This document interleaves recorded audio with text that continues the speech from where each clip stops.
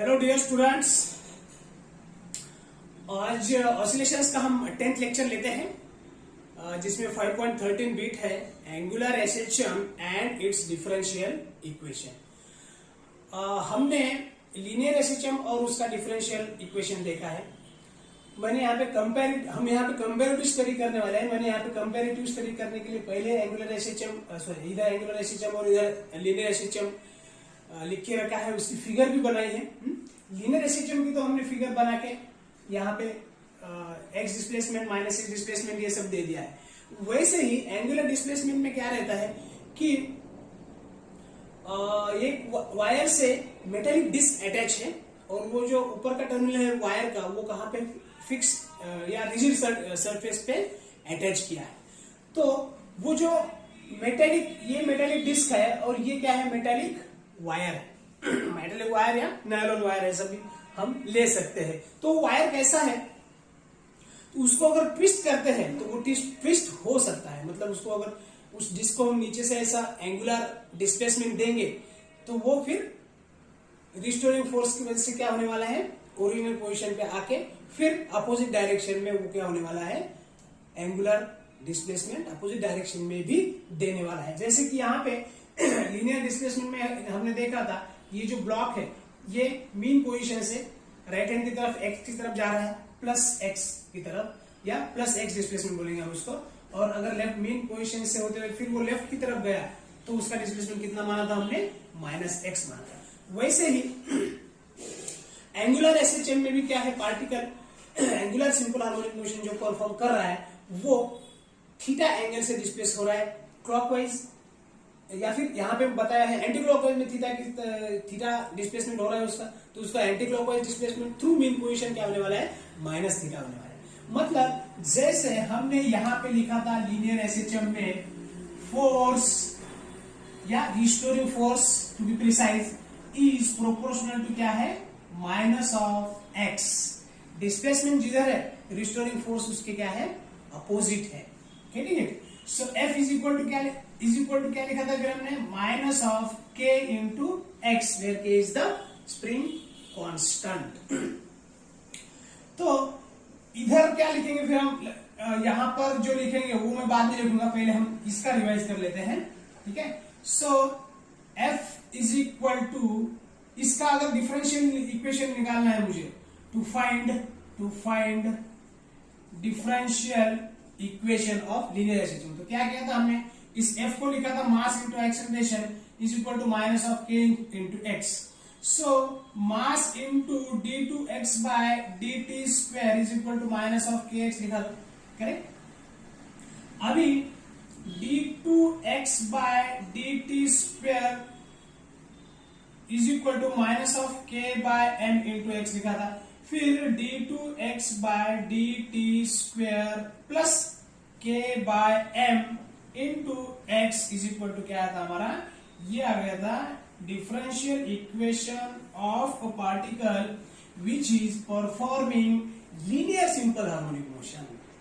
अभी हमको angular simple harmonic motion का डिफरेंशियल इक्वेशन निकालना है, angular SHM and its differential equation, और the differential equation of metallic disc which is performing angular simple harmonic motion, या कोई भी पार्टिकल है जो angular simple harmonic motion perform कर रहा है उसका हमें क्या करना है, डिफरेंशियल इक्वेशन निकालना है।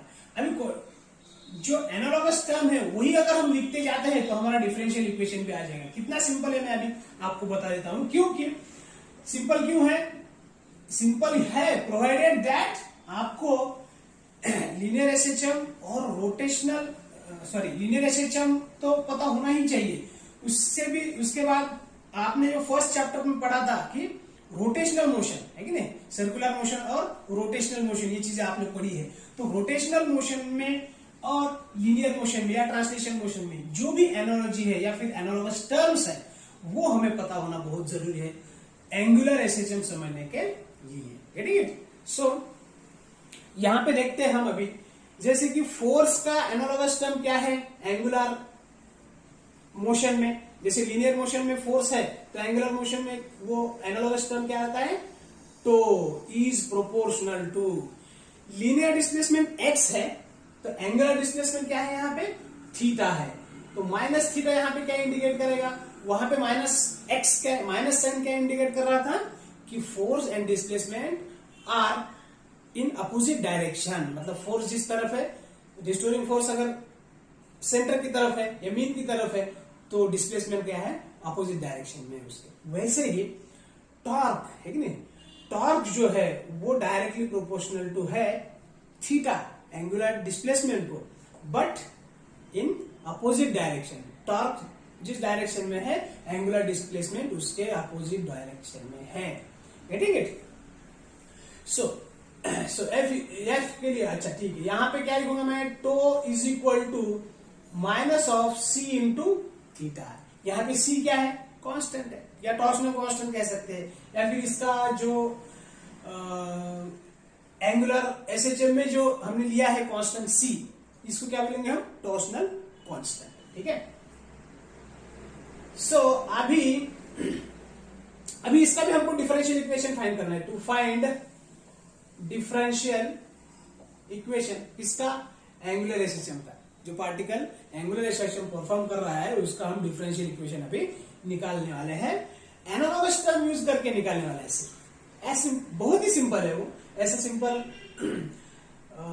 करके बताया है यहाँ पे कि आपको लगेगा कि इतना सिंपल चीजें है ये, तो क्यों ना हमें अच्छे मार्क मिल जाए। सो यहाँ पे देखो, mass is equivalent to moment of inertia, I से डिनोट किया था हमने, और लीनियर एक्सेलरेशन का एनालॉगस टर्म एंगुलर एक्सेलरेशन में होता है अल्फा।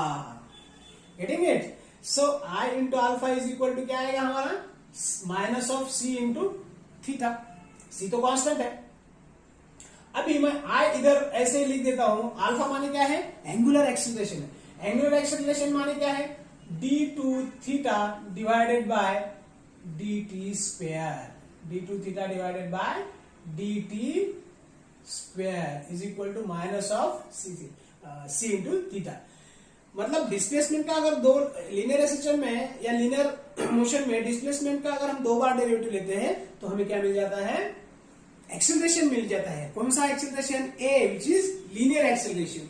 लेकिन यहां पे हमने अगर एंगुलर डिस्प्लेसमेंट का डबल डेरिवेटिव ले लिया विद रिस्पेक्ट टू टाइम, तो हमें क्या मिलता है, angular acceleration alpha. Getting it? So I से अगर डिवाइड करते हैं हम दोनों साइड्स को, so d two theta upon d t square is equal to minus of C upon I into theta. As simple as that. अभी इसको मैं इधर लेके आता हूं तो d two theta by d t square plus C by I into theta is equal to 0। कितना आसान है। ये हो गया हमारा differential equation of the particle which is performing कौन सा motion, angular simple harmonic motion. Getting it? तो यहाँ पे एंगुलर सिंपल हार्मोनिक मोशन में हमको क्या मिला है, differential equation d two theta by d t square plus C by I into theta is equal to 0। So हमारा जो टर्म था angular SHM and its differential equation, जो हेडिंग था वो हमने यहाँ पे निकाल लिया है। Getting it? So linear SHM के जो लीनियर मोशंस में जो फोर्स डिस्प्लेसमेंट या लीनियर डिस्प्लेसमेंट और लीनियर एक्सेलरेशन या मास है, उनके एनालॉगस टर्म्स सिर्फ हमने यहाँ पे रखे हैं। और इधर जो कांस्टेंट, स्प्रिंग कांस्टेंट था के, हमने टॉर्सनल कांस्टेंट लिया है सी, है कि नहीं, क्योंकि ये पार्टिकल या फिर ये डिस्क जो है अभी फिर पार्टिकल है, तो वो क्या हो रहा है, एंगुलर मोशन दे रहा है, एंगुलर मोशन दे रहा है। तो वो Angular two and fro motion perform कर रहा है, मतलब एंगुलर मोशन में वो ऑसिलेट हो रहा है, मतलब वो angular simple harmonic motion perform कर रहा है। So we have got the differential equation as d two theta upon d t square plus C by I into theta is equal to 0।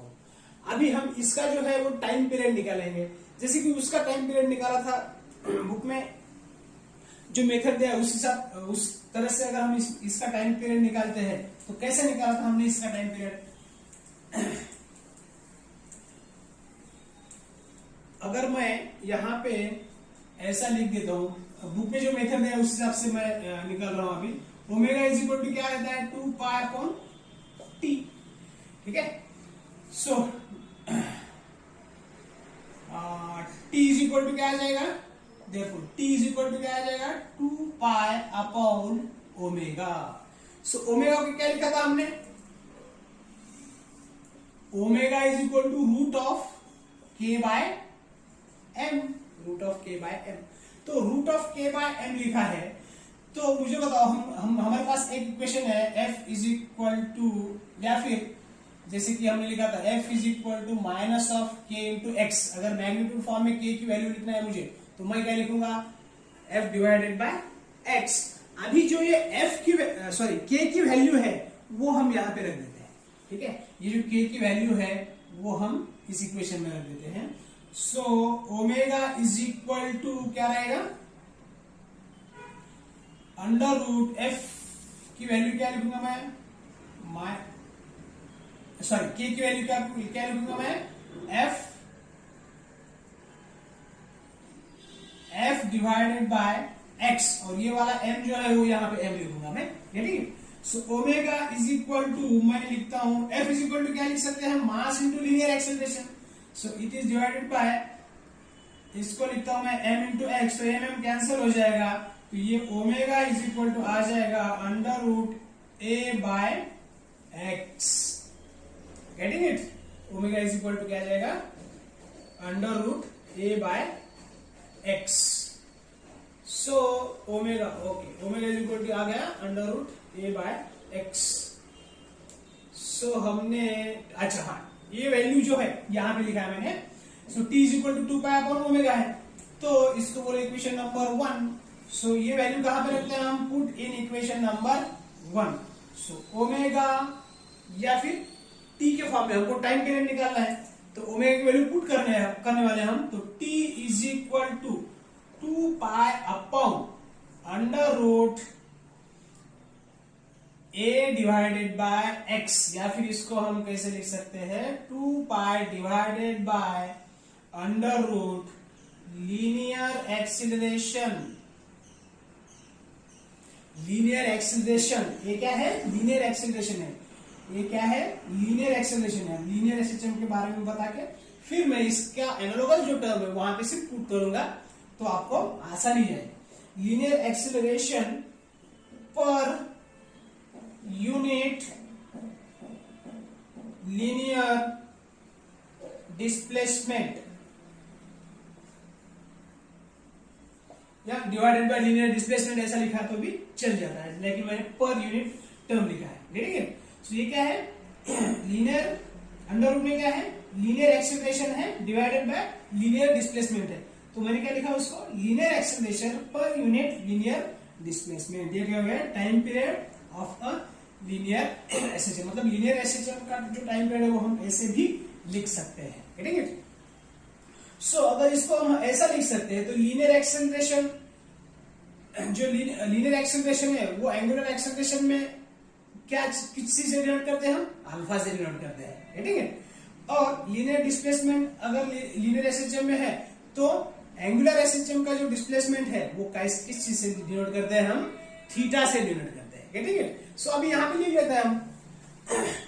So therefore इधर लिखता हूं मैं, therefore t is equal to क्या आएगा, इधर सिर्फ हम terms जो है, एनालॉगस टर्म्स जो है वो एंगुलर एक्सेलरेशन वाली लिखने वाले हैं। लीनियर एक्सेलरेशन की जगह पे क्या आ गया, लीनियर एक्सेलरेशन की जगह पे क्या आ गया, एंगुलर एक्सेलरेशन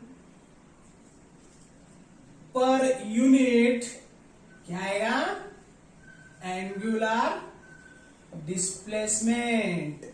कितना आसान है, लीनियर एक्सेलरेशन की जगह पे एंगुलर एक्सेलरेशन और लीनियर डिस्प्लेसमेंट की जगह पे एंगुलर डिस्प्लेसमेंट, या फिर t is equal to 2 pi divided by angular acceleration किस चीज से डिनोट करते हैं हम, अल्फा से, और एंगुलर डिस्प्लेसमेंट, एंगुलर एक्सेलरेशन तो अल्फा से डिनोट किया, एंगुलर डिस्प्लेसमेंट किस चीज से डिनोट करते हैं, थीटा से, जो कि यहाँ पे हमने बताया है, ठीक है। सो ये क्या हो जाएगा, t is equal to 2 pi under root, ऊपर जाके ये ऊपर ये डिनोमिनेटर न्यूमरेटर में कन्वर्ट होके न्यूमरेटर जो है वो डिनोमिनेटर में आ जाएगा। सो ये आ जाएगा थीटा अपॉन अल्फा। ये हो गया time period of a particle which is performing angular oscillation. Getting it? और ये क्या कहेगा था? Time period of a particle which is performing linear oscillation. ये टाइम पीरियड किसका है? Time period of a particle which is performing angular simple harmonic motion.